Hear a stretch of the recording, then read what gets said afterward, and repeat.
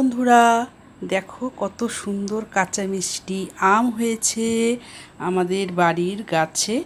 সদ্য এক্ষুনি 5 মিনিট আগে এই আমগুলো পেড়ে আনলাম।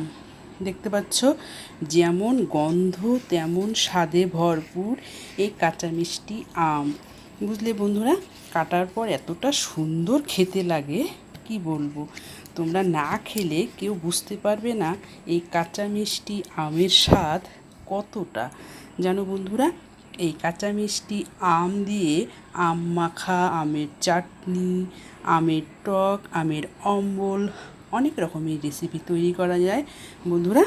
আর কাঁচা খেতে তো বেশ মজা লাগে।